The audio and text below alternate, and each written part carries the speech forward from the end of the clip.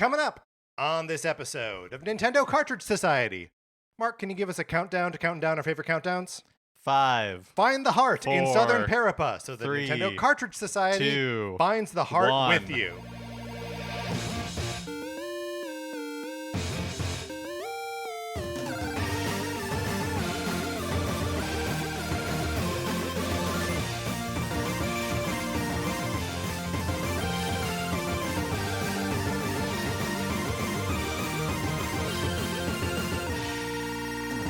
Welcome to Nintendo Cartridge Society. My name is Patrick Ellers, and I am joined, as I am always joined by my co-host, Mark Mitchell. Mark, how's it going? It's going great. This is a super exciting episode because we have a very special guest with us. Yes, we do. Long overdue, podcaster and comedian Nick Costanza is here. Oh, I'm here. Thankfully, I can talk now. Yeah, it was a tough couple seconds for you there. Oh, I thought of a meme, Patrick. You thought of a meme? Mm-hmm. Okay, Would you yeah, like me to let's share hear it. a verbal Please. meme? Yes. Yo, dog, I heard you like countdowns, so I put a countdown in your countdown so you can count down while you count down. Okay, well, hold on. What's the meme? Do you remember the old exhibit meme from like 2007 when I was in middle school? Okay. When he said, yo, dog, I heard you like a thing, and you Oh, put it sure. with another thing? Yes. That's my meme. And then he did that. Okay, great. I like that. I liked it. Mark, did Yeah. you like it? I like it. I don't know why I said it in the past tense. I currently like it. Oh, you no longer like it. No, I like it. It's I said Yes. it doesn't matter. He liked it until he realized what he heard. Right. When it was explained to him, he didn't like it No, anymore. no. When you asked me, Mark, do you like it? I said I liked it, like Yes. like past tense. Right. Then I wanted to clarify, I currently like it. Okay, let the record show. Yeah. Mark doesn't like it. No, that's not. Oh boy, it's gonna be one of those episodes. Ugh, no, we're good. Nick, thank you for joining us. We are going to be discussing our favorite video game countdowns in a sec. But first, just want to shout out the Patreon. Patreon.com/Nintendo Cartridge Society. Where if you're supporting us at the 8 or 16-bit level, you get access to our once-a-month episodes of miniseries like NCS Arcade. Yes, and in NCS Arcade, Patrick and I are playing video games that we've mostly never beaten before. Mhm. For the month of April, we played Okami, and So that episode is available now. Yes, that episode is available right now. And then for May, we are going to be playing Wario Land 4 from the Game Boy Advance. So tune into those if you are interested. Also available to everyone who's following us on Patreon at any level, including the free level. We do these listener feedback episodes. So if you have thoughts or feelings or questions about Okami, email us at Nintendo Cartridge Society At gmail.com. and we will include those thoughts in that episode. So you don't have to be giving us any kind of money in order to send those emails or to hear that episode. Yeah, those episodes are always a lot of fun. So definitely send us your thoughts and follow us for free on Patreon. We don't have that recording scheduled yet, No, we don't. but sooner rather than later. Yeah. Okay, good. Yep. Good. All right. With that email, you can also email us, get in the Discord. It's a good old time. Look, Nintendo's putting out a new console. People are going to want to talk about it, right? Get in Yeah. Discord. So email us. We'll send you an invitation. And then thank you to new patron, James Haig.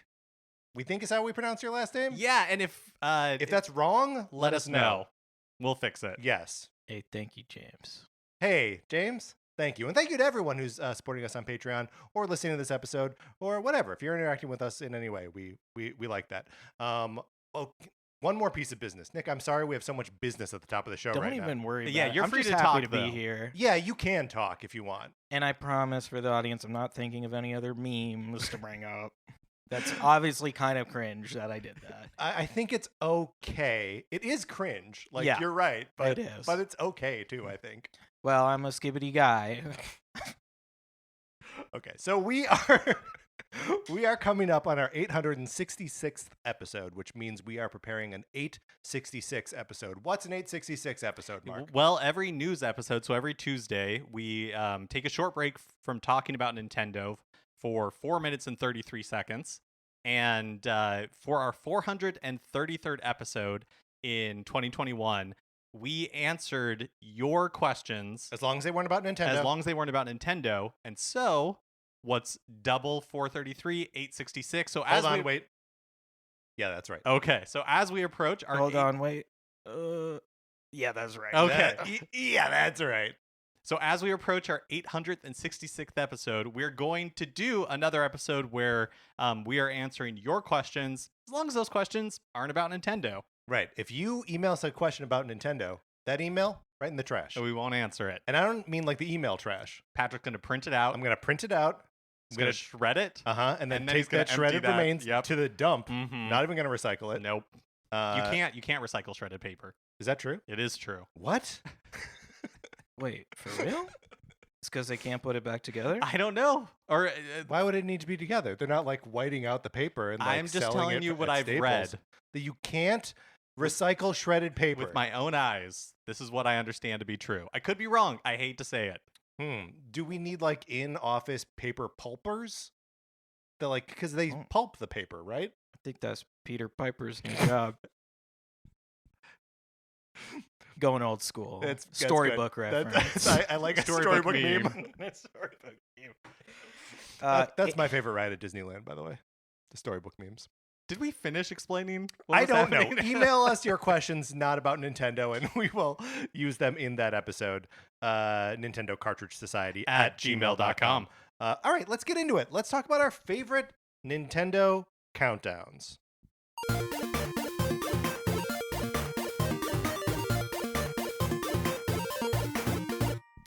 And why would we be doing this now? I'll justify it. I'll justify why we're doing this now. We're in the last couple weeks before a new Nintendo console, right? And I'm counting down, baby. Oh, yeah. I'm excited. Nick, did you manage a pre-order of Switch 2? I did not because I don't have enough money. But It's an expensive proposition. I might have a friend who pre-ordered one for me. He was looking around. We got an old friend group from middle school. We're still on a Facebook chat together. You know, we help each other out with these things. Yeah. See, I have a friend that I'm in a group chat with right now who was not able to pre-order one and who wanted to. And I have only been able to secure one for me. So I feel as though I am failing this friend. No, I think your friend, if he's like me, if he really wanted one, he would try to get one. He is trying. Oh, okay. Well, I put in 0 effort. Yeah, okay, all right, fair enough. That said, I am excited for it. Yeah. I think it's crazy how long it's been. It's frankly wild how long it's been between Mario Karts. I know. Right, it's been like a decade. Yeah, and I appreciate all the new maps and everything they did for the life of it on Switch, but I had that game on Wii U. I was one of the few Wii U owners. Yeah. Yeah, no, I played, I'm sure, like, obviously I've had 8 years with Mario Kart 8 Deluxe, right, on Switch, but I'm pretty sure I played more of it on Wii U than I did on Switch. I mean, it makes sense because by the time the Switch came out, you had already put so many hours into Mario Kart 8. Yeah, but then they, like, put that many tracks in the game again. I guess I think the thing that made me play it less was there was nothing to unlock. Well, that's what I think will be interesting about World is, like, it seems like it's an attempt to make Mario Kart feel fresh. Because Right. after 8 Deluxe, you gotta do something different. Right, you can't just go bigger. Mm-hmm. So we're counting down to that thing coming out, right? Countdowns are in the air. But Yes. countdowns happen in video games all the time. That's right. So we thought we'd talk about our favorite countdowns. Yep, our favorite video game countdowns. Mark, would you like to start us off? Sure, yeah, I will go first. I'm going to start with the Super Mario Brothers time limit. Oh, So sure. The in- old. Yeah, so in like 2D side-scrolling Mario games, like not all of them, like Wonder doesn't have this, but in especially the classics like Super Mario Brothers, Super Mario Brothers 3, Super Mario World, there is a time limit in each level for you to complete the course. And in Super Mario Brothers, it is most stages have like 400 time units, and Super Mario Brothers 3 generally is 300 time units. And I say time units because they're not seconds. I was gonna ask. So you're calling them time units? My friends and I in Chicago used to call them Mario minutes. Uh-huh. But is there like an accepted nomenclature for what those Mario time units are?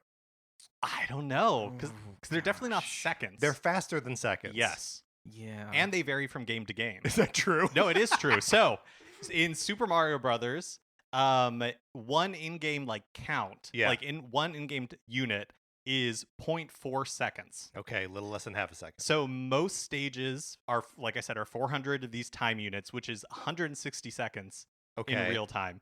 But in Super Mario Brothers 3, one time unit is 0.68 seconds. And most levels have 300 of those time units, so it's 204 seconds. Wait, so it's actually more in 3?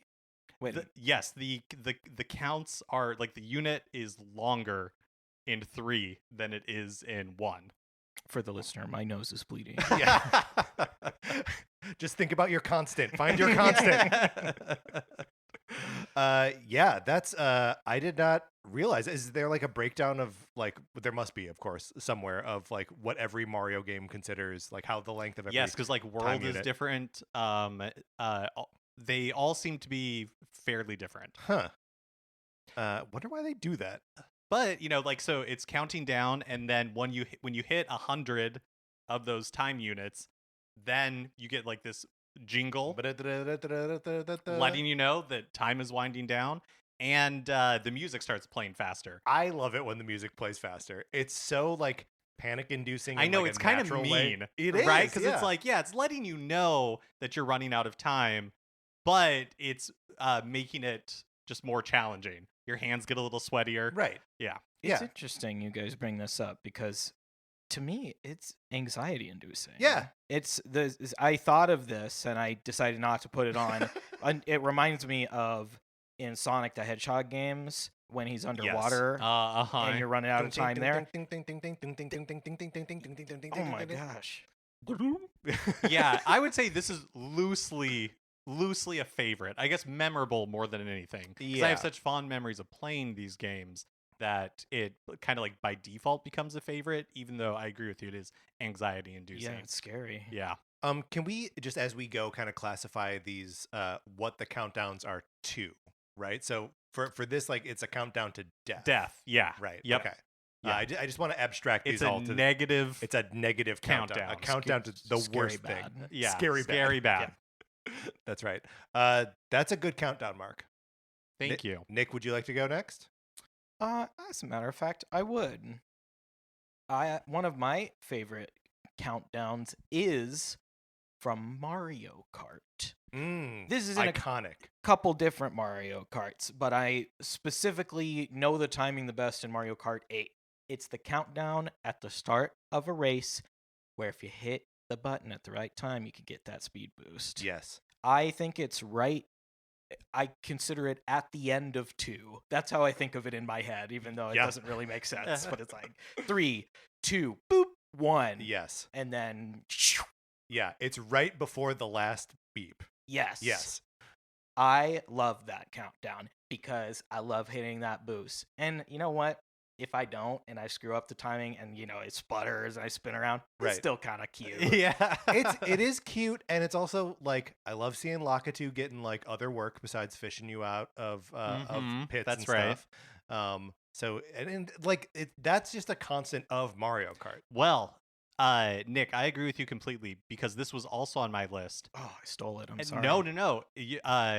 It's great, but I did a deep dive into how this has changed over the years Please. because you said Lakitu is a constant, but Well, I said the countdown is a constant. oh, okay, the countdown is a constant, but how the countdown works has changed over time. Okay. So I'm going to lay it out.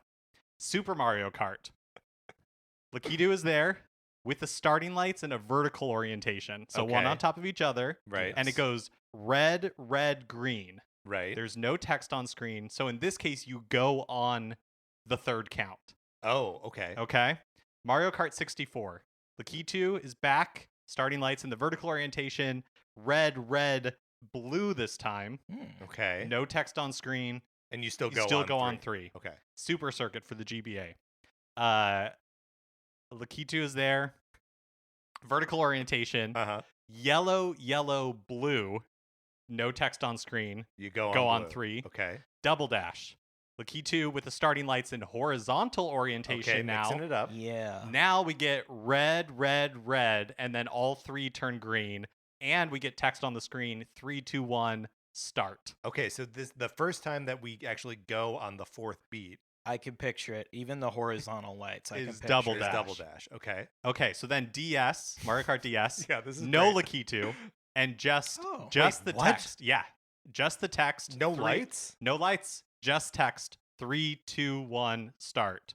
That is so interesting. I played a lot of that game. I'd never realized he wasn't Yeah, me neither. Mario Kart Wii, Lakitu is back. Uh-huh. Lights again in horizontal orientation. Good. Red, red, red. All three turn blue. But in Wii, it's changed to 3, 2, 1, go. Okay, what was it last time? Start. Okay, 3, 2, 1, start. Okay. And at this point, they're basically locked in. Right. So Mario Kart 7, Lakitu's back, horizontal orientation, red, red, red, all turn green. I think it's the most like bluish green, but it's Okay. 3, 2, 1, go. Mario Kart 8 and 8 Deluxe. Again, Lakitu's back, starting lights in horizontal orientation, red, red, red, all three turn green, 3, 2, 1, go. Mario Kart Tour, no Lakitu again, Okay. just the 3, 2, 1, go text. And then Mario Kart World is Lakitu's back, starting lights in horizontal orientation, red, red, red, all three turn green, 3, 2, 1, go. Okay, so that feels like the standard. I now. think, yeah, that's what what about they've Mario settled on. Kart Live Home Circuit? Mario Kart Live Home Circuit, I didn't look at Okay. because who cares? Right, great. Mark, what a great point. Wow. You know, I like to think that you are Lakitu in Mario Kart Tour. Because, you know, you're holding your phone and it's kind of like, it's a wow, camera and you're sort yeah. of the cameraman. Like Yeah, he was that's the a great cameraman. point. Yeah. Also, I use my phone with a fishing line, like with a fishing pole. Me Right. too. So Yeah. so that's how we're very much like Lakitu. You know, if they had. I don't like calling him that. I like Lakitu. I'm gonna go back. I did it to conform with what you just said, and I didn't like it. Didn't feel honest to me. I don't even know how I'd say it. I'm just trying to fit in. I don't begrudge anyone calling him Lakitu. Yo, dog, I heard you like your Lakitu and your Lakitu. Uh-huh. That was it. It's just a Oh, meme. okay, great. Just Oh, a that's a meme. good Yeah, name. just It's a good meme. Just a verbal meme. Yeah, an iconic countdown. Yeah, that was a great pick. Thank you so much. For my first pick, I'm gonna go with a count up. Oh, wait. I'm sorry to interrupt because that was shocking. Yes. But we need to determine what kind Oh, of yes. countdown the Mario Kart countdown is. I think that's countdown to action, Okay. right? Yeah. It's I like agree. countdown to starting the gameplay. Yeah. Okay, so Mhm. we've had a countdown to death Yep. in Mario and a countdown to action in Mario Kart. Yep. Agreed. So I'm gonna just Yeah. just reset up We're what I'm all gonna do here. shaking Okay. it out. Yeah, We're like it's loose. all like normal. Yeah. We're expecting another countdown. I'm gonna do a count up. Doesn't count. Oh shoot! My count up is given to us by Mario as the referee in Punch Out. Oh, Mm. okay. So when you knock down your opponent, or when you get knocked down, Mario starts a count. Starts at 1, he's going to make his way up to 10. If he makes his way up to 10, and either you or your opponent have not gotten up off the mat, you're done. The fight's over. You are in fact down. Yes. Yeah. Count up to down. Down It's down a to count up. Yeah. Right. So it's kind of a countdown in that way. down for the count up. Yes. That makes sense actually, because that is the way they would do it, right? Yes. Yeah. And I just like having an active. First of all, why don't we see Mario as referee anymore? I don't know. Yeah, that would be fun. I think it's because probably they want to like see him as like a participant. Active player. I Yeah. think it's because he chose a side. Yeah, I think that's right. What is it? We Doesn't don't like know. mushrooms. No, he does not. Can we be honest? That was lame in the movie, right? That he doesn't like mushrooms. I mean, there Yeah. was a lot. There's a lot of lame in that movie. We don't need it. We don't even need to get into it. I'm sure it's well trod territory on this show. Yeah. It's fairly well trod territory. I like this moment in Punch Out, and I there's the like tense sensation of like, is this guy gonna get back up? Am I Mhm. done fighting King Hippo, or is there more to do here? And on the flip side, can I mash the buttons fast enough to like get Little Mac back on his feet and keep fighting? I don't know. There's like no other like fighting game gives you that kind of like grace moment of like, could you keep going? Like you don't get staggered at the end of a Mortal Kombat fight. Then they say finish him, and then you have like a second to try to escape your doom. But you do have that in Punch Out. That's a good one. What is that a countdown or count up to? Right. Like winning, I guess. Right. It's Yeah, not like to yeah. action. Right. It's or defeat. It's either victory or oh defeat. sure. Yeah. Depending on perspective, Right. it's I'm trying to figure out how to convey it. You're waiting for victory. You're waiting on your opponent. Yeah, it's or almost in like a some way. Schrodinger's count up because you don't know if Sure. You don't know if that cesium atom has decayed, releasing the poison into the box. exactly. Schrodinger's count. Is it up or is it down? Exactly. That's right. We don't yeah. know. Yeah. So it's like a countdown to results, Yes. right? Like Yeah. you've done the work and you're Mhm. just waiting to see how it pans out. Yeah. Countdown to results. Yep. All right. The count up from Punch Out. Mark. Let's see. Okay, my next video game countdown is going to be the 3-day timer in The Legend of Zelda Majora's Mask. Yes. So the entire game is basically built around this mechanic, this idea that you have 72 hours of in-game time to save Hyrule or Termina from having the moon smash into it and destroy and kill everyone. Yes. And you have the opportunity to like reset time. You can slow down time. Like the more you get into the game, the more opportunity you have to manipulate time. But there's no breaking the 72-hour cycle. Right.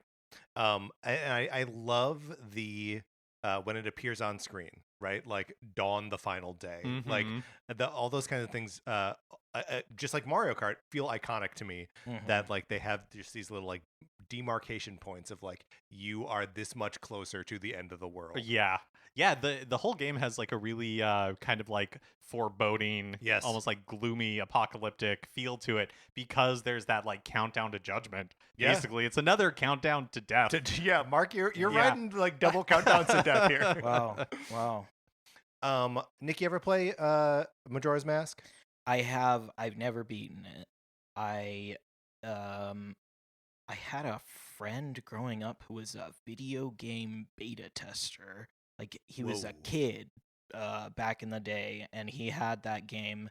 It was one of several games he had that were just in Japanese. Oh my gosh. I remember seeing that, and I remember seeing a Digimon game where they could like go to the toilet, and that was a big part of the game.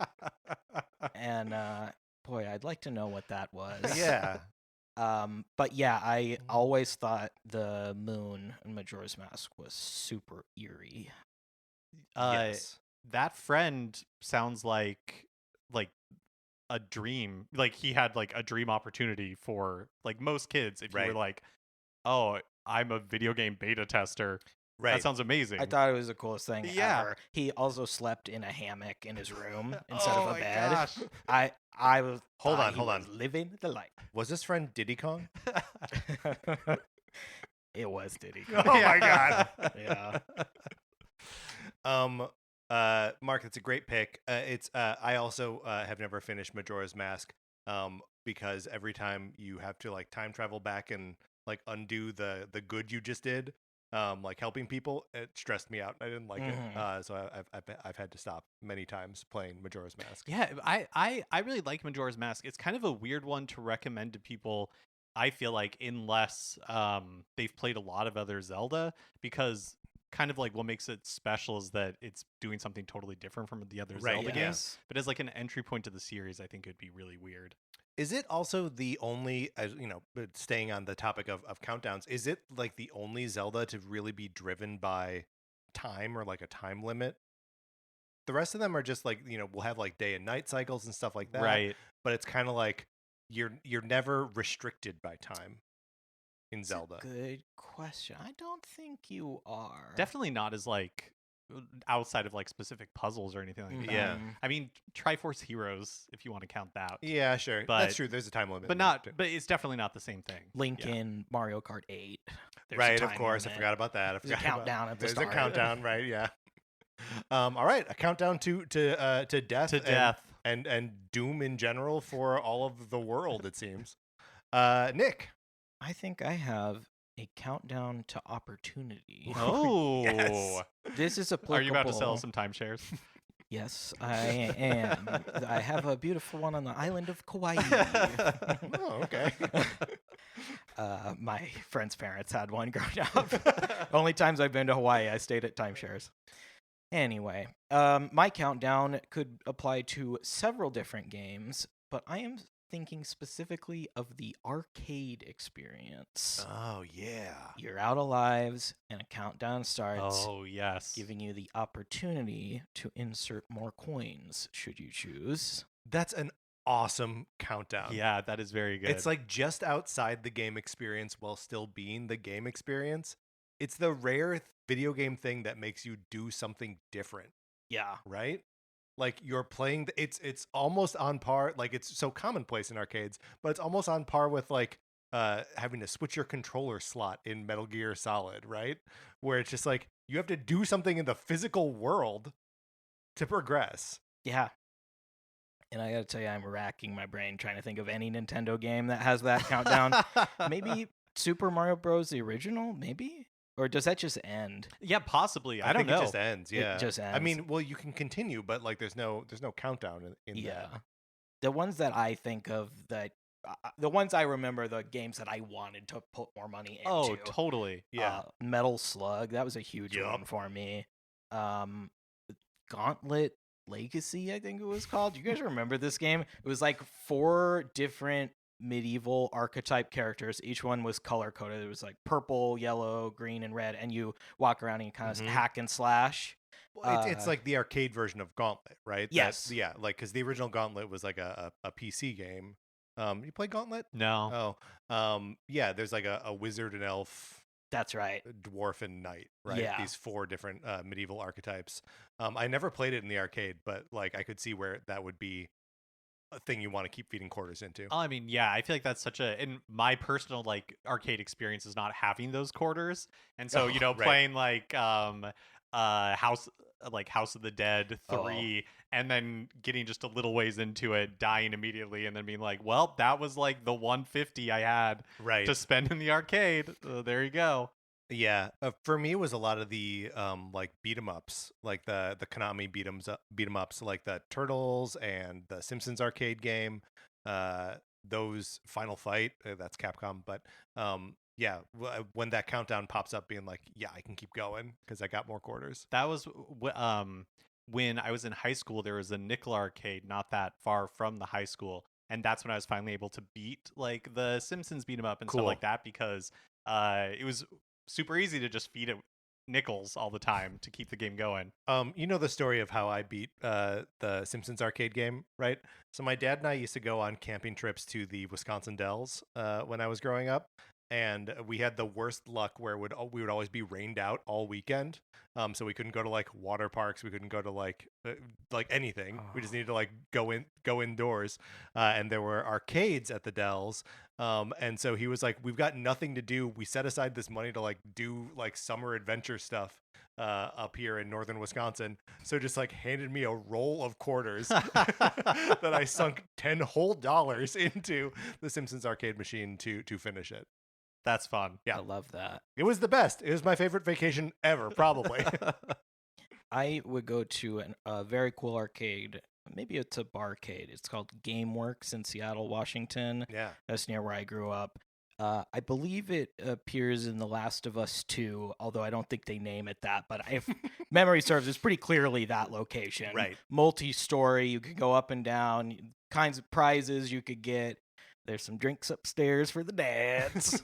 And then I would just go around and play everything I could. I really loved Jurassic Park and the Star Wars saga. Oh, that yeah. trilogy. game. Are both of those like the Jurassic Park one? You like get into a jeep The and, Jeep and one, yeah. the Star Wars one, if I remember right, it was like big and you were basically of a like sitting pod in thing? a Yeah, kind of a pod thing. Yeah, But because not a pod racing thing. no, it's more like the cockpit of a ship, Mm-hmm. except for on Endor when you're on a speeder bike. Okay, well, but that's very cool. It's extremely cool. That's the hardest one, but that's the one I always wanted to play, a speeder bike. Hoth, number 2. New Hope, the one I least wanted to play then. You didn't I want- probably most want to play now. Was it the Yeah. Trench Run? Is Gotta that be what they the would do Trench Run, for it? yeah. Yeah. That's awesome.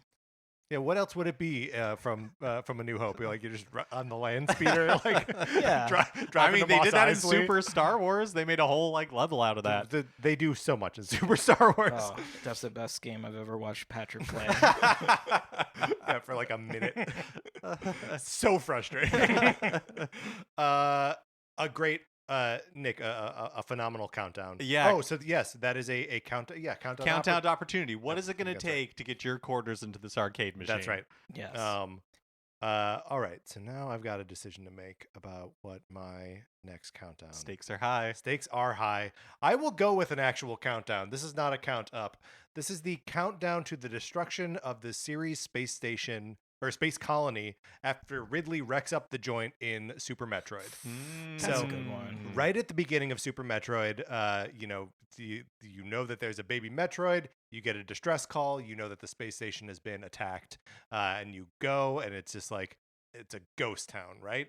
But it's a space station, so it's very like high tech and cool. There are bodies of scientists scattered around, and you progress past the point. So the actual start the attract screen of the game is the baby Metroid sort of like pulsating inside this like tube in a room. You encounter this room right away, but the baby Metroid is not there. It's a big broken pipe. So you know that like stuff is just falling apart here completely.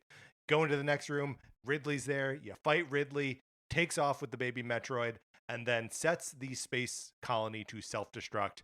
And this is normally a beat that happens at the end of Metroid games, but they're doing it here right away because it's fun.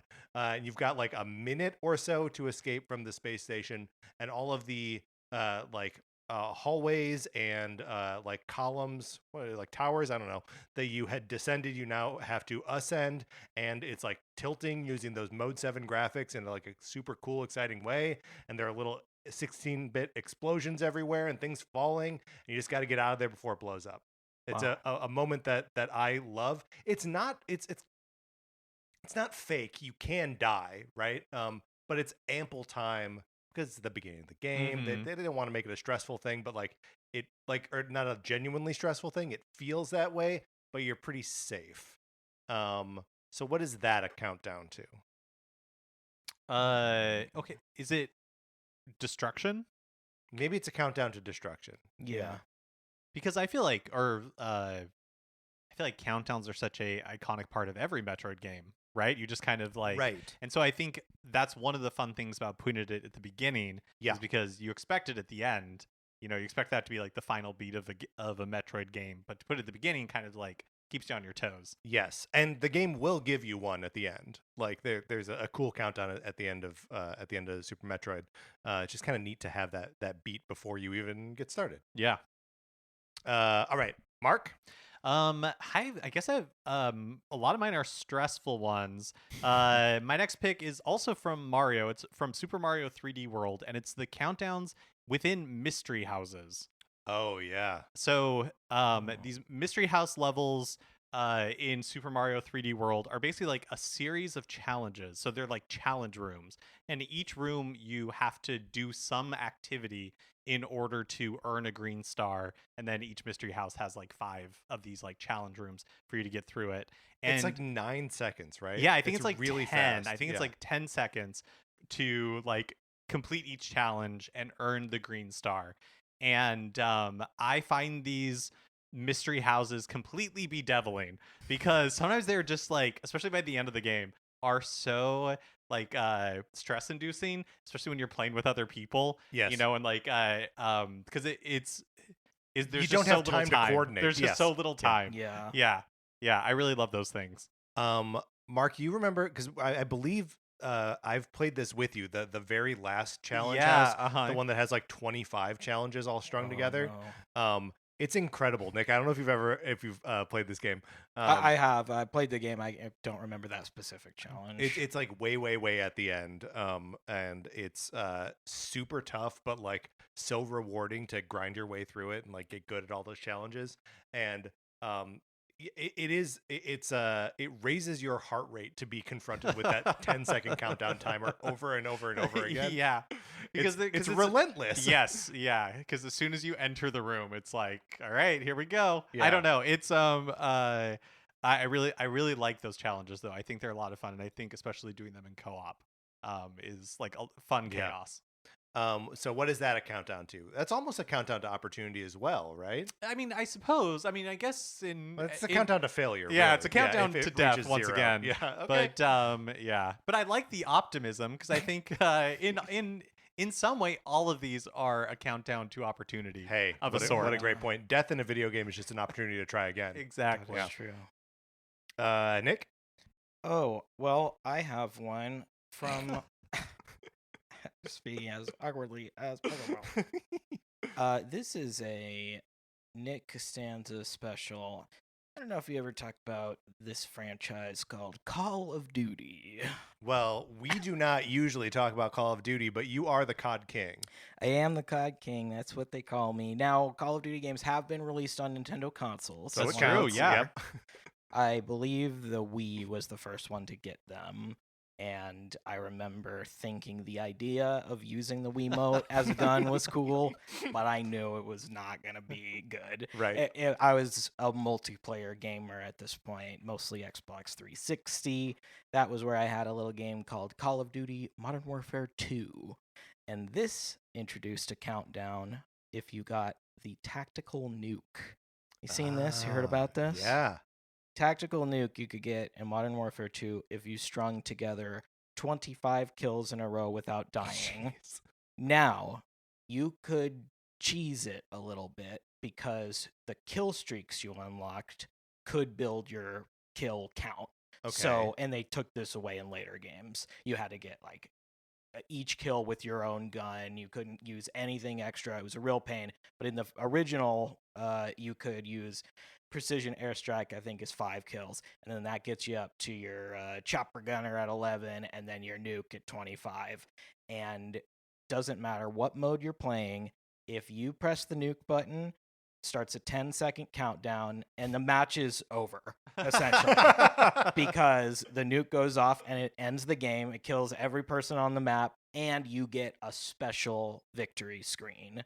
And this countdown is burning my brain because I probably spent a year trying to get it. Oh, Yeah. It was so difficult. I was playing a lot, but it's 25 kills is a lot. That's a ton, yes. In a multiplayer game Yes. where it's usually 6 versus 6, and they will start spawning enemies behind you. So you're always having to shoot one way and then turn around Right. because they're going to pop up in different places you don't expect.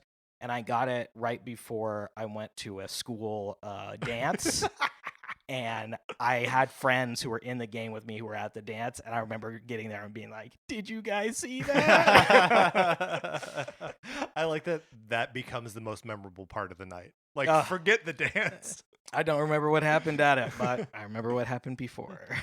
What a crazy thing.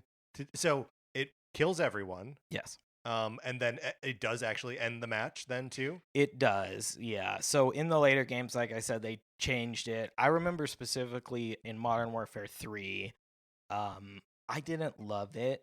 And I think part of the reason why is on the first day I bought it, I sat down with a friend to play couch co-op multiplayer. We're just going to go online and play a bunch. And that very first day, I got the nuke in that game. And I got it with the 25 gun kills, not using my kill streaks. I didn't know it was in the game. I was just doing that well. Clicked it, countdown, killed everybody, but the game doesn't end. Oh. So, in effect, it just ruined my own kill streak. Right. Yeah.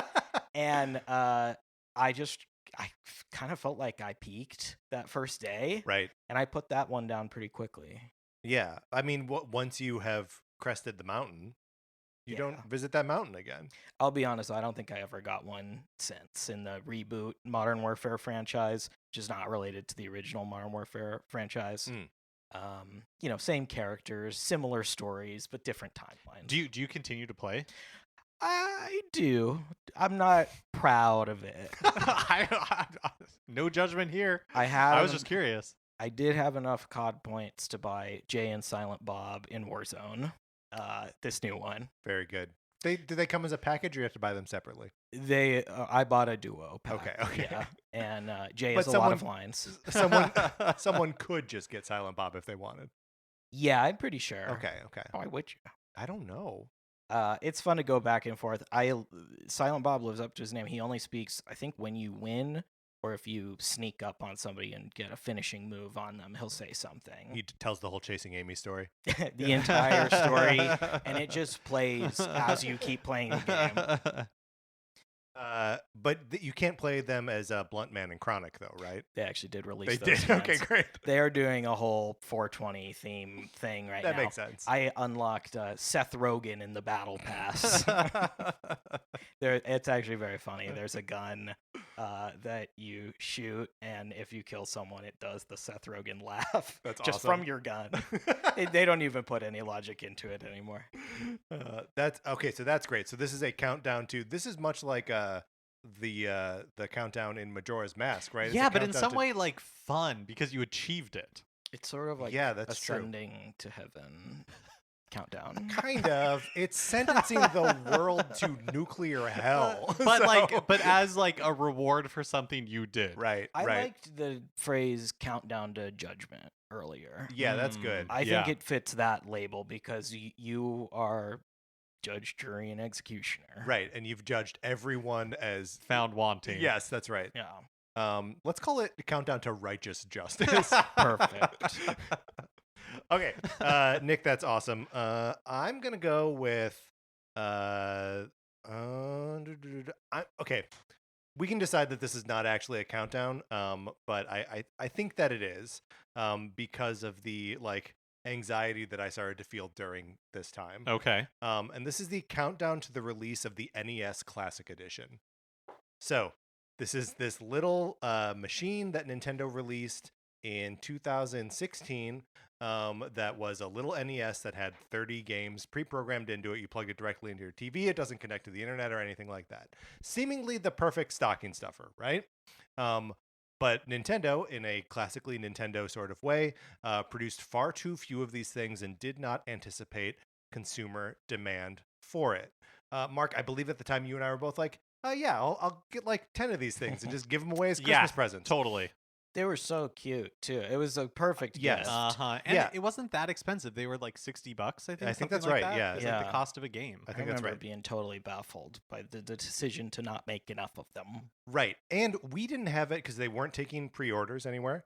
And so like no one really had, normally when there's like a hot Nintendo thing, we're like, okay, pre-orders go live here. This store's doing a midnight launch. Like we kind of have a roadmap of like what's going to happen. And we know exactly how we're going to be stressed out. We had no idea about this. This was during the time when we were still writing on Retcon Punch. And so I had woken up early in the morning to like write a piece before I think I was going to go into work that day. I ended up not. But so like I was up early in the morning. And my friend Hannah, who lives in Wisconsin, texted at one point, was like, I just drove by a GameStop and there's like a huge line here.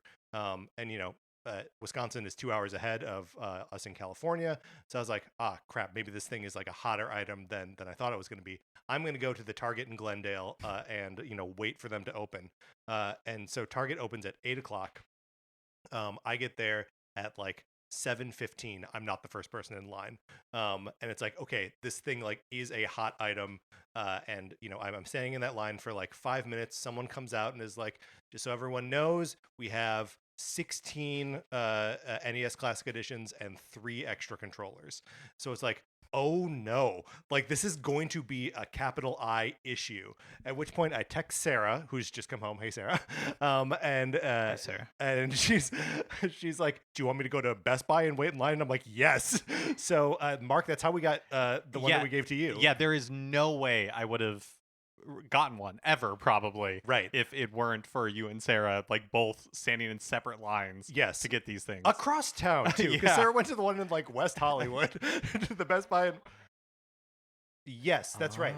It opened later, so she could go there and like get further up in line. By the time I got mine, my NES Classic Edition at the Target here, I grabbed some bottled water and went to the other line to meet Sarah and like handed it out to people waiting in line.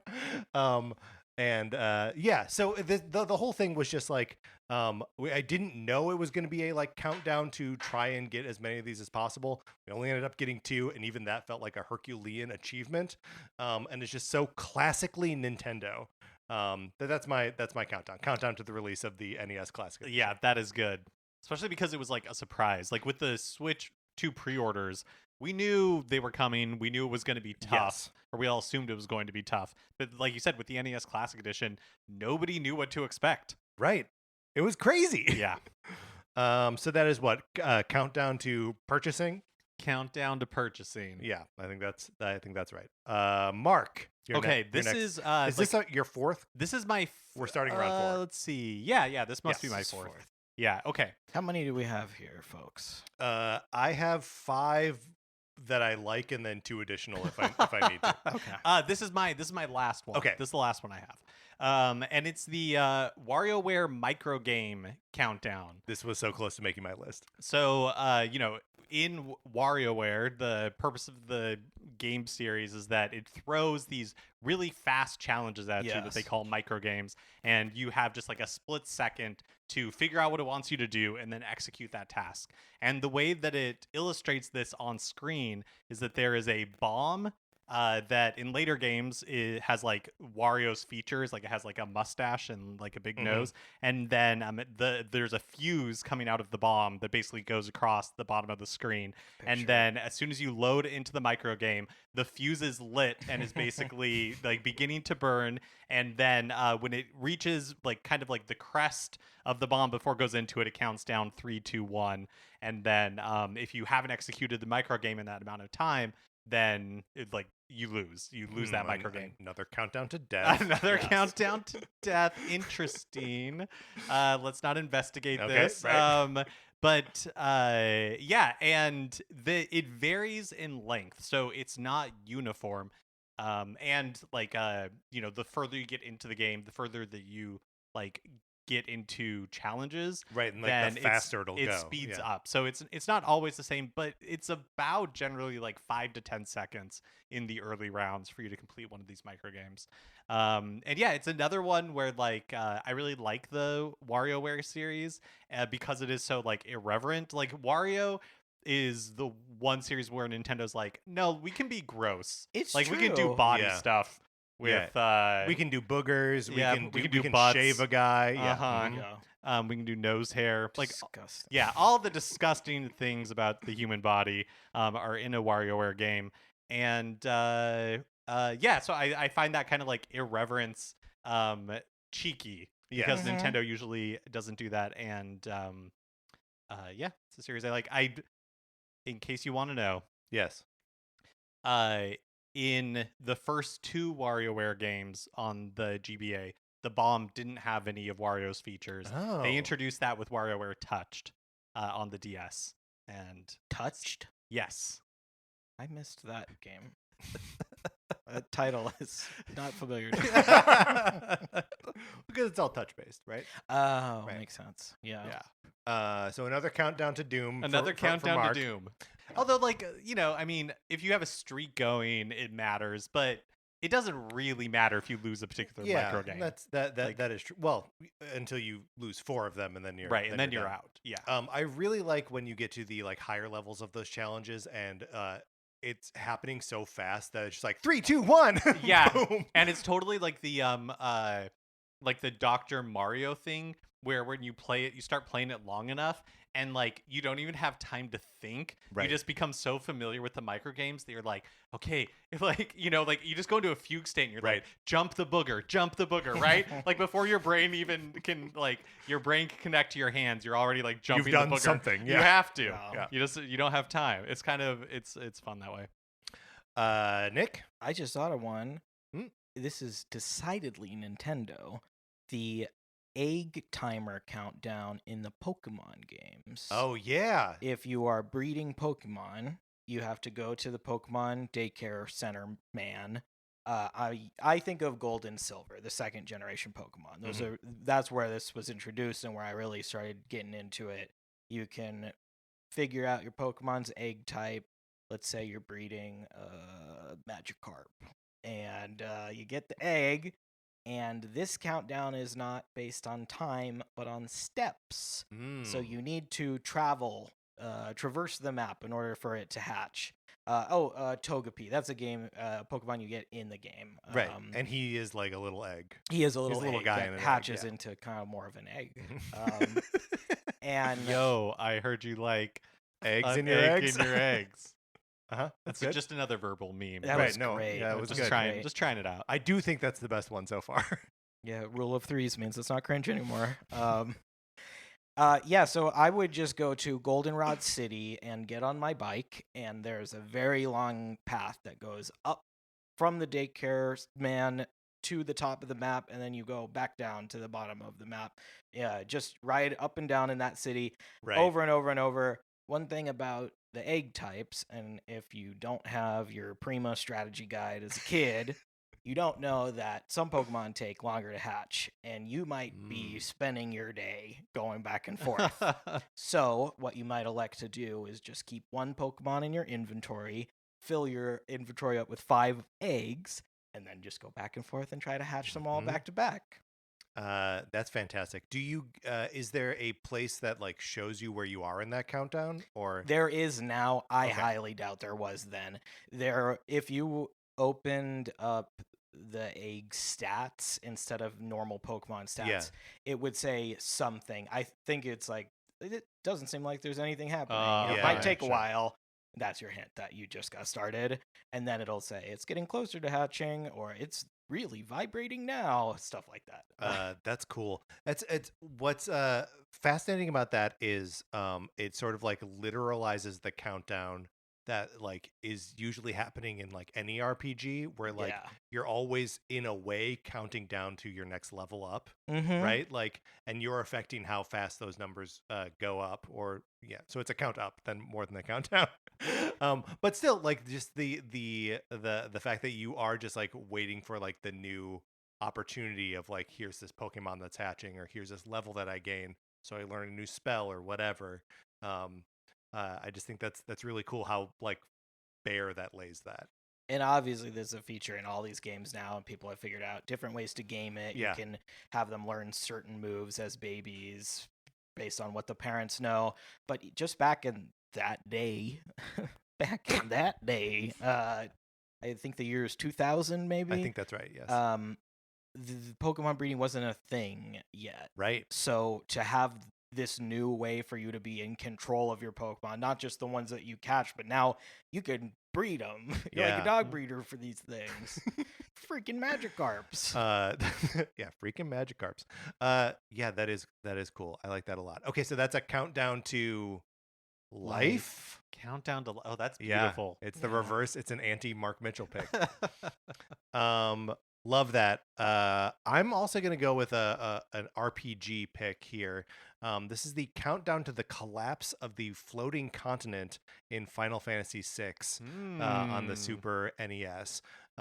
So one of the like cool pivotal moments of Final Fantasy VI is Kefka and Emperor Gestalt have awoken these ancient statue things. They're like gods, and a chunk of the planet like lifts off from the earth, and you have to go up there and battle them so that they can't use these statues to cause more harm. You get up there, you battle them. Kefka turns on the Emperor, tosses him off the continent, and is like, I'm going to use these things to literally destroy the world. He ruins the world halfway through Final Fantasy VI. And then you have to escape the floating continent. You have 6 minutes to do this. And during this time, you continue to fight the hardest enemies you've fought to this point in the game. It's very difficult. And you just made your way through a boss fight, so like you're depleted in a lot of your resources. There's no opportunity to save here. You just got to like book it to where the airship can pick you up. Another little thing here, so there's the countdown timer on the screen, 6 minutes. So you get to where you need to go, and the game is like, we should wait for Shadow, because Shadow, your buddy who's a ninja, is like hanging out on this continent as well. And you're like, oh, okay, great, I'll wait. And then the timer keeps going down. Shadow doesn't come. Somewhere between the 4 seconds to 0 and 0, Shadow will return. But you have to like not let the game freak you out. if you leave without Shadow, he's gone. You lose your ninja friend forever. Wow. Yeah, it's so always stick around. Wait for Shadow, because he's great in the world of Ruin. But yeah, so the countdown to this this continent collapsing, which then also leads to the entire world ending in Final Fantasy VI. Oh, very good. Ooh, this is what I like. This is a Mark Mitchell Yeah, pick there for we sure. Yeah. This is a doom for everyone. Mark, you're out of picks. Yeah, I'm done. I'm out of picks. I have Um, counted down my countdowns. Nick, you got more picks? Oh, I feel bad that Mark doesn't get one. I know Mark, he's out, Mark, but come up with one right now. maybe I can gift one. How about Pikmin? You play the Pikmin games ever? No, I've actually never played any of the Pikmin games. Those have kind of a scary countdown that you'd like. This was on my list too. Yeah. Really? Yeah. Oh, well, No, why don't take you it. explain it? Well, so There's it's kind of two different ones. so I was thinking of at the end of every day. Yes. Is what I was thinking of specifically. What's so interesting about Pikmin is that there's a conflict between how like idyllic and pastoral they are, and every now and then you being like, oh my god, I have to do something so fast, and all my Pikmin are gonna die. Yeah. But at the end of every day, you need to bring all of your Pikmin back to the spaceship so that you can launch away, and so you don't leave anyone on the planet at night because they will be eaten, and you will Yes. lose these Pikmin, which are sort of your resources, but also sort of your friends. And it's just like the sun is setting, and it's just like 10, 9. There's this like doo, this like very like gentle sound that comes with each number, and you're just in the deepest panic you've ever been in, Yes. trying to bring everyone back. Trying to collect everybody, run back to your base. You might have, you mentioned the idyllic stuff. A lot of that's pretty early game Pikmin. Sure. The more you play, the bigger your army of Pikmin becomes, but also you go for bigger treasures that weigh more, so you need more Pikmin, and then you have to go into caves and often fight giant monsters, Right. different types of fungi, things like that. Mhm. And What's the name of that big like the dude who's got like rollers on front and back, and he's like a ghost? oh, I know exactly what you're He's describing. a terrifying monster. He's a little bit like Flubber on wheels. He is. That's right. But yeah, the wheels are the wheels from the Flintstones car. he has left many a Pikmin site Yes. a mass grave. Right. Brutal. He'll just roll through, and you'll see just like 80 ghosts like float Yes, out. you will. There's some darkness Yes. to Pikmin. But yeah, and the other thing about the like that countdown at the end of the day is depending on where you are, right? Depending on what you've accomplished, sometimes you're just like, great, count it down. End of another productive day on Pikmin World. So like, yeah, it's just a nice way to like chop up the game in meaningful or like manageable chunks. But there's sort of like the overall countdown, right? Of so in the original Pikmin, you have 30 days Yes. in which to collect all the ship parts and fly away. Pikmin 2, you can go as long as you want. You can keep coming back. Which was great. I vastly prefer that, especially as a kid, because Yeah. the game's already hard, and putting that extra 30-day time limit on it means you got to be running around doing stuff right from the jump, Right. which is hard to do when you're still learning how to play it. Totally. The trade-off is Pikmin 2 is a lot more like you're a lot more limited in your resources. Mhm. So like Pikmin 1, you have to really manage the time, and in Pikmin 2, it's like you got to really manage the Pikmin. Yes. Because you can run out. You can get yourself into a place where you're just like, oh, I can't I don't progress. have anything. Right. Yeah. And then 3, there's a system where you collect juice or you get juice by collecting fruits, and you have to drink 1 bottle of juice every day. So that's like another like form of the countdown. Mm-hmm. And then Pikmin 4 is kind of, you can play it as much as you want. There are modes in it that there's like you have an Olimar mission that you can play that's a 30-day mission, which is fun and feels throwbacky like that. But yeah, Pikmin's all about getting things done within a time limit and like in Yeah. a smart way. You're like a construction foreman. Yeah, basically. Yeah. An archaeologist, maybe? Yeah. Yeah, like an archaeologist. An excavator of yeah. sorts. He's an explorer. And then Louis wants to eat him. So how are we classifying Great question. these countdowns? That's kind of a scary countdown. Gosh, maybe a countdown of judgment if you don't get in Side that ship. That's a great point. This totally is a judgment one because you feel judged when it's like when you see them gobbled up by the bulborbs or whatever they're called. Almar writes his report to the Mhm. boss. Lost another 100 men today. Oh, I do have a count up. Okay. Oh? Yeah. Well, you'll wait your turn. Okay. Well, I will just throw this one out quickly. This is a countdown that is shared between multiple games, including Just Dance 4, Just Dance Wii U, Just Dance Now, Just Dance Unlimited, Metal Gear Solid 5, The Phantom Pain. I'm, of course, referring to The Final Countdown, the song by Europe. Ba-da-da-da. Of course, right? That song's got to be. I was really hoping it would be in a Guitar Hero or like DJ Hero or something like that, but it's not.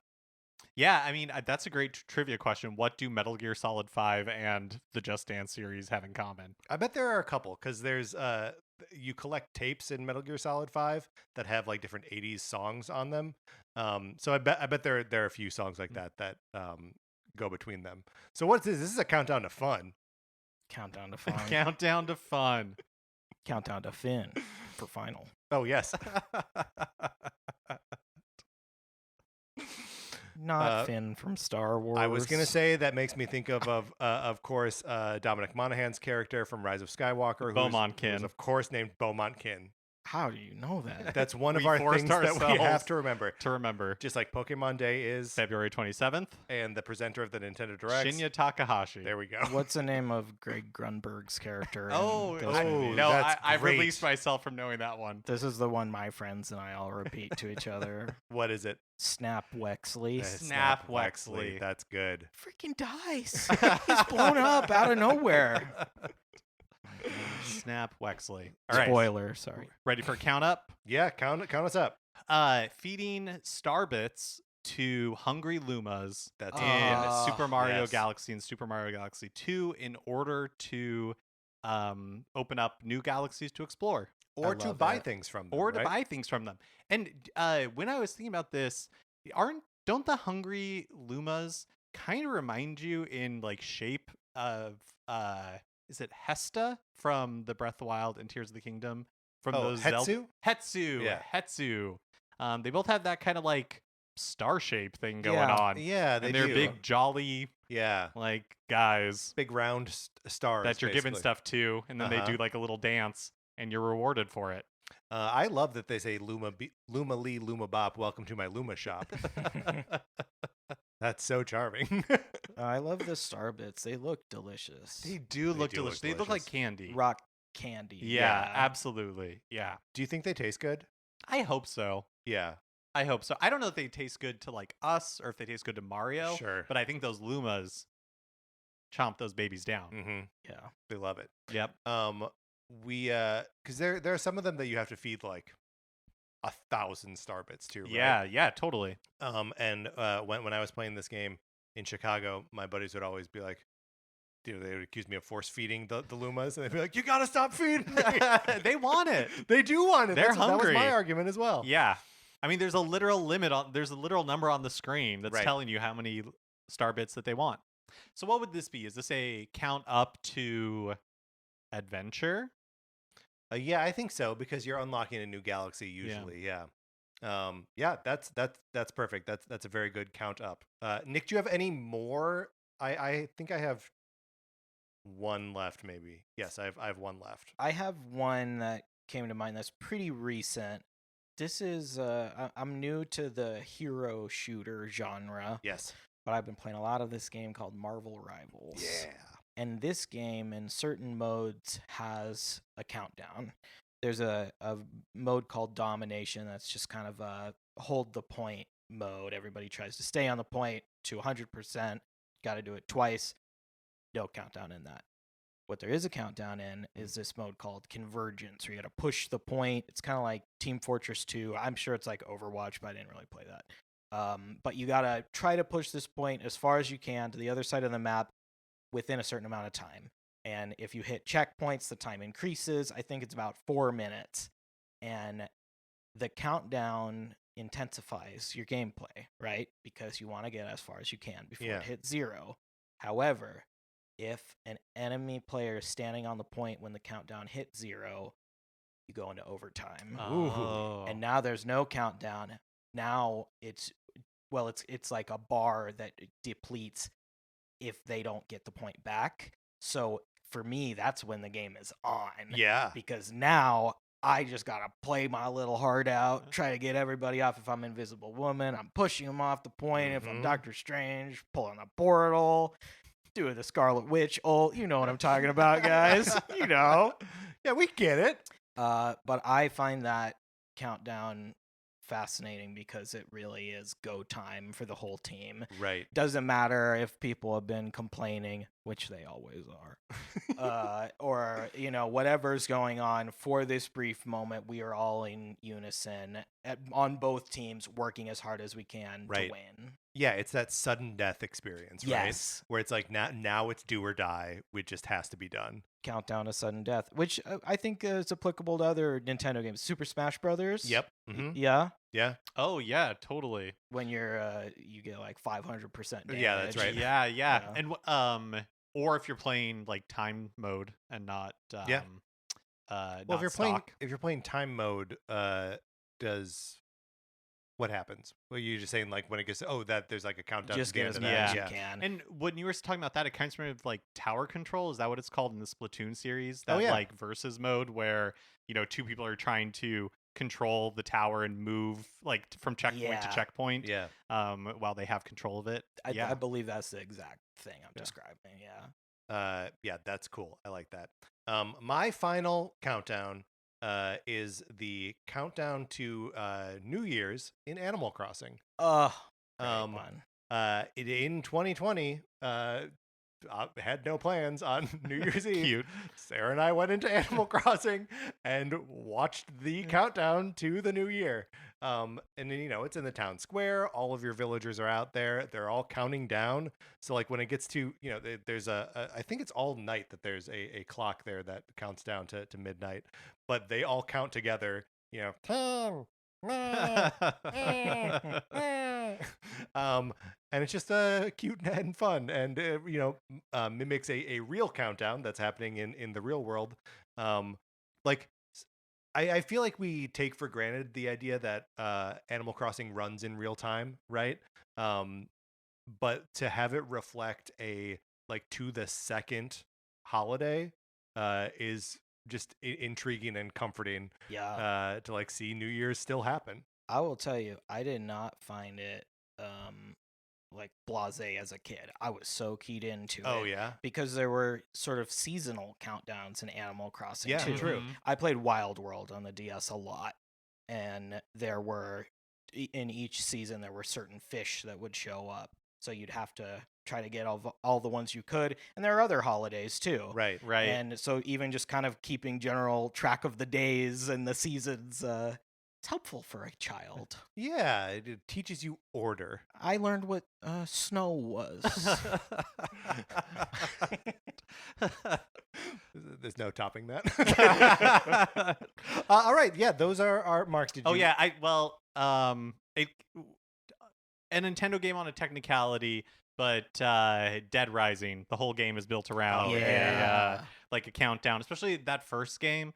Love it or hate it, but there's something about the when they started smoothing out the roughness of so the first Dead Rising game has a really strict like time mechanic. Yes. Everything is happening in like air quotes real time in the game, and so you are missing opportunities. Like your first time through, there are bosses you probably won't see. There are events that are not gonna you won't. Survivors you can't rescue. Survivors you can't rescue. Fight the clown, and then you got to go outside and just try to get the Jeep early, and then come back, fight the army vet.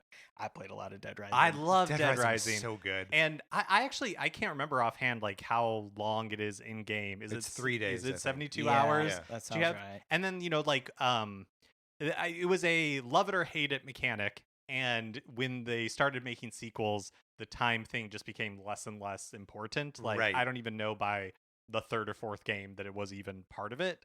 But to me, it's one of the things that makes the first game so interesting and so fun and makes you want to go back and play it again, because you can have such varied experiences depending on what you are doing, how you're spending your time in the world. Yeah. So I mean, I would say that it feels rare to be playing a video game and feel like you actually do have a limit on what you can do, and so you have to start making like hard choices. Yeah.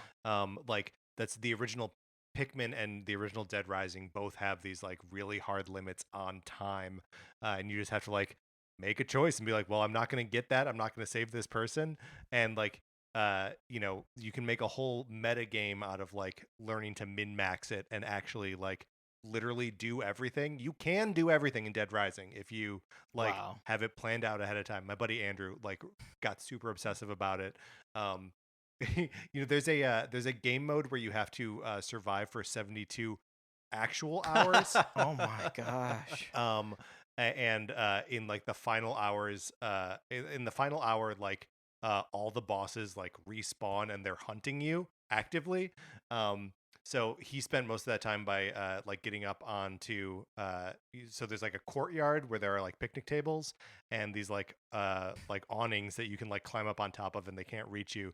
So he would just gather as much juice as he could, go up there and just like, because your health also goes down throughout the course of this, so you have to drink juice to heal up. Stressing me out. yeah, because my memory, like different from Majora's Mask, where you also have like 72 in-game Oh yeah, hours. sure. Like that one, it gives you like tools to manipulate time, and you Right. can like you're restarting time. Like it's not really 72 hours because you're going to be repeating that cycle over and over again. But my memory, anyways, is that in Dead Rising, Yeah, that was there's no opportunity. There's no like item you get that slows down time or gives you extra time or anything like that. It's just like, no, that is it.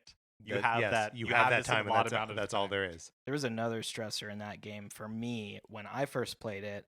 I remember I was playing on Xbox 360 and I did not have an HDMI cord. I didn't even know what it was. Yes. So I was playing with RGB cables and you couldn't read anything that was on the screen. I couldn't read it. Right. It was so fuzzy, the writing in that game. And I remember feeling like I was going crazy because my eyes, Patrick and I got glasses We on. got glasses. But you can't read it, and there's a lot of dialogue in the game that is written and not spoken. Yeah. So I mean, it's really tricky. There's a lot of it that is just like the subtitles of like the voice acting happening. But it, like Otis barely speaks to you in spoken language. It's almost all written. And yeah, it's impossible to read. That's the reason I played Dead Rising so much, is that I had like an HD TV, like a widescreen TV, and my friend Alex didn't. And so he brought his Xbox over and like kept it at my place so that he could play the game there. And so I obviously played a bunch of it too. But yeah, it's funny that was like right on the edge of when people actually had TVs that could display that game properly. Yeah. And that was a real like bottleneck. I remember I used to play Gears of War 2 couch co-op, and my friends and I would just plug the cables in the wrong order, and it would change all the blood from red to blue and stuff like that. So what is that a countdown to? Well, because the helicopter comes at the end of the 72 comes, hours, right? Yeah, at the end of 72 hours, no matter what you've accomplished, I think. I mean, unless you die. Countdown to safety. Countdown to safety is good. I was just gonna say countdown to helicopter. Countdown to helicopter, which is classic in Call of Duty Warzone as well. Very good. Yeah, I believe that's also in Homer as well, right? Oh, when Odysseus gets rescued. They airlift him out. All right, those are our countdowns. Let's close this out.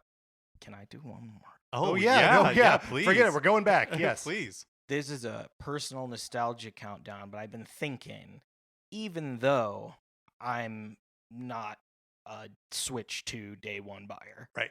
There have been Nintendo consoles that I was excited for, like I needed it, and the GameCube was one. Yes, where my parents would not let me get a video game console until I turned 10 years old. They wanted me to have experienced enough life without it before I inevitably get addicted to it like I did. And for my birthday in 2003, I got the Platinum GameCube. Ooh. But the night I got it, I remember coming home. I was in science camp at the time. So I must have gone on my birthday, which is crazy in retrospect. But Gone to science camp on your birthday? Yeah. because I came home and there was a GameCube on my bed. Awesome. I was so excited, and I got Metroid Prime, which was the game I most wanted. And then my parents told me that I had to go to science camp the next day before I could play it. No. And that was the most painful countdown of my life. Knowing this thing was at my house, unopened. I hadn't even plugged it in yet. And also, I remember getting a Nintendo Wii from a friend whose mom managed to find 2 at the store right when they came out, and Awesome. they gave them to us for Christmas, I think. Was it around then? Or Yeah, it was like November that they came out. And just that was the best thing ever. Just we both had Wii's. That's amazing. Together. That's so fun. Even not being able to use them at the same time. Yeah, Who cares? Yeah, that's man. Yeah, the ritual of Mark. I think we both had the same experience with the Wii of like driving around to all of the stores that could possibly carry them every day. Yeah, because there was no like rhyme or reason as to when they'd be restocked. Like for some reason, Toys R Us would get like 2 of them in. And you're like, why? Who's doing this? Oh yeah, I remember doing that, trying to find the polar white Nintendo DS Lite, and like checking like Target, like because there was a Target pretty close to where I was living, and just like every day going to the Target to see if they had like any Nintendo DS's lights yet.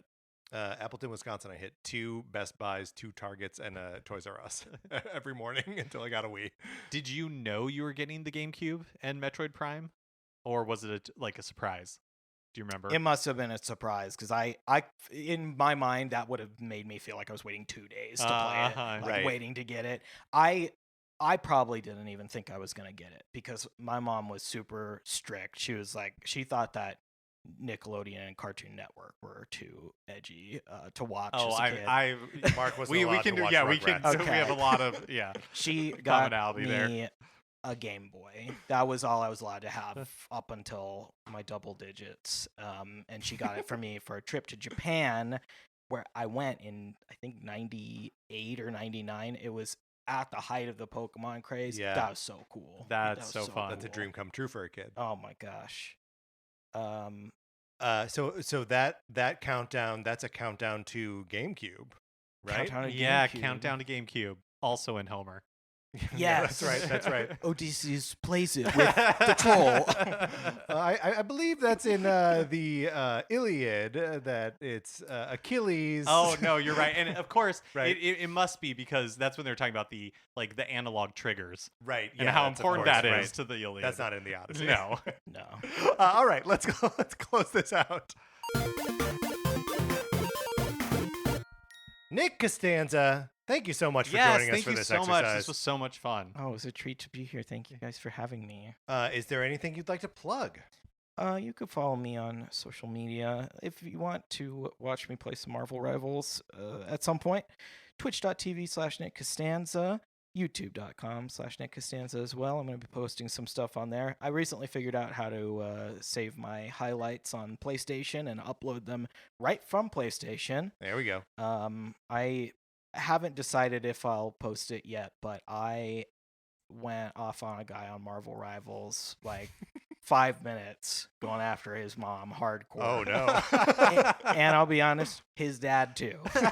And all I'll say is that he deserved it, and it's pretty funny. Now, this isn't the centrist you were talking about debating the other day, was it? No. He posted that video, called me a Destiny fan, the streamer, not the video game, and Gotcha. instantly turned the audience against me before they even saw me. Fantastic. Yeah. But check me out. I'm going to try to be posting more stuff online. Who is your main in Marvel Rivals? Right now, I am a Scarlet Witch main. There's a very good pro tip for any gamers out there. Scarlet Witch has an ult where she screams pure chaos, and then there's a big circle of destruction around her that wipes out anybody who doesn't see it coming. She screams this at the top of her lungs, so normally people can hear it coming. But if you're doing her Doctor Strange team up, have your Doctor Strange make a portal. She screams on one side of the portal. There's no sound on the other side. That is sick. I get people with it. They get so mad. They get so mad because they don't know it's coming. That's cool. I'm a Wolverine fan too. I'm big on him. And I'm not just DPS. I know the listeners are like, this guy only plays the attacking characters. No, I'm a very good Invisible Woman as a healer. And as a tank, I'm a pretty good Hulk. Do we need to check out Marvel Rivals? I think we might. I think it sounds Please, cool. I need more people to play with. And then, Nick, you and I are both on the Super NPC Games Club Resident Evil 4 remake. Oh, that's right. Yeah. Super NPC Radio on patreon.com. You can subscribe for lots of great content. Patrick's been on several episodes of this Games Club. Have you been on all of them so far, right? Yeah. Yeah, we're having a blast. It's so fun to have you on there. This is the first time I'm playing Resident Evil 4 remake. Big fan of the original, and just like it's been awesome to be able to play this game like slowly and dig into like every single like the way these Games Club episodes work is that we play a tiny sliver of the game and then talk about it for like an hour plus. Yes. And it's just been so rad to drill down into like every nook and cranny and turn, and like get to talk about like what guns people are using, and what specific rooms people are having a hard time with. Like it's very cool. So check that out if you are into Resident Evil 4. Lots of friends of the show involved over there. Yeah, that's right. Previous guests on this show: Tyler Schnupp, Jeremy Schmidt, Connor McCabe. That might be it. Have you had Ramon Salazar on? Oh, Ramon Salazar, of course, has been on. Mikey McCaller. Mikey McCaller has been on the show before. But yeah, so it's been a super fun time. So check that out. And the Super NPC Games Club has a bunch of things in their free feed too, which Nick is all over. So check that out as well. All right, that's going to do it for this episode of Nintendo Cartridge Society. Thank you so much to our 16-bit patrons, Connor McCabe, Patrice Millette, Kyle Seaborn, Drew Mackey, Steve-O, and James Haig. And again, James, if we're mispronouncing your last name, let us know and we'll change it. Sorry, James. If you are not in the Discord, email us. We'll send you an invitation. Anthony DeLuca made our logo. Our theme music is provided by 8-Bit Betty. You can get more of his music by going to 8bitbetty.com or by listening right now. For my co-host, Mark Mitchell, this is Patrick Eller saying thank you for listening.